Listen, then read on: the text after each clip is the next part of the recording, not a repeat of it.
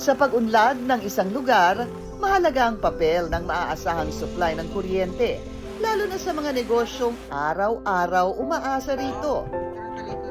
Tulad nina Maria Florence, John Antonio at Stephanie, nalilimitahan ang paglago ng kanilang negosyo dahil sa dalas ng power interruption sa isla.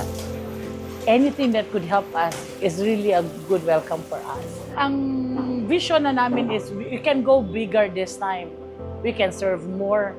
At kahit papano, makakabigay na lang kami nung mga hindi namin na ibibigay. But if you notice, my restaurant has no ice cream. Before I have, nalulugi lang kami kasi nalulusaw lang. There were times na yung brownout or power outage natin could go for like 4 to 12 hours. Eh nangyayari kasi kapag nag-brownout, nawawala rin yung telco natin. So nawawalan tayo ng signal. What if may emergency? Ang pinakaano lang naman talaga namin is stable electric. Kasi pag walang kuryente, walang tubig, walang internet, wala lahat. And knowing in our lives today, internet is the best ano na talaga. Cellphone talaga ang pinakakambal ng buhay natin.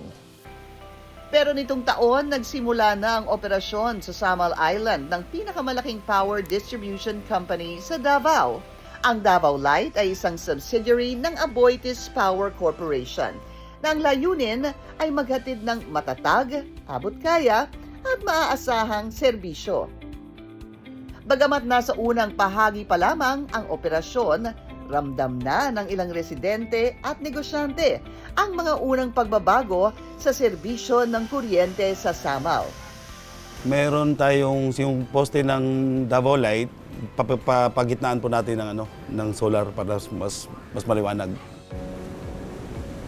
Mula sa mga negosyanteng matagal na humaharap sa hamon ng hindi stable na supply ng kuryente sa Samal Island, unti-unti na nilang nararamdaman ang pagbabago sa kanilang operasyon. As a businessman, of course, as a citizen here sa Samal Island, of course, I feel relief kasi knowing Davao Light and their performance at Davao, wala naman akong say sa kanilang performance doon. In terms of power interruption, in terms of repair, maintenance, and everything, kita ko naman si Davao Light way back. It's like a dream come true for all of us, especially me. I've been combating this for like 13 years, even going 14 years. Kasi sabi ko, makakapagpahinga na rin kami into stocking. Ibig sabihin, makaka-stocks na kami na mas marami, na hindi kami natatakot na masisira. Pangalawa, we can offer more. Like what? Yung mga cold beverages, halo-halo and all, especially, we can buy now yung mga machines na hindi kami takot na sisira. This is not a small thing for us. Malaking pagbabago, malaking ginhawa sa buhay. Especially our government, very supportive talaga sa change of electricity provider. Davao Light, I know na marami silang mga social responsibility. Parang may mga attachment sila sa mga tao po. Sumasalamin ang pagbabagong natatamasa ng mga negosyanteng matagal nang nakipagbuno sa paulit-ulit na power interruptions sa unti-unting pagtatag ng serbisyo na nagbubukas ng panibagong pag-asa para sa mas maayos na operasyon at mas malawak na oportunidad.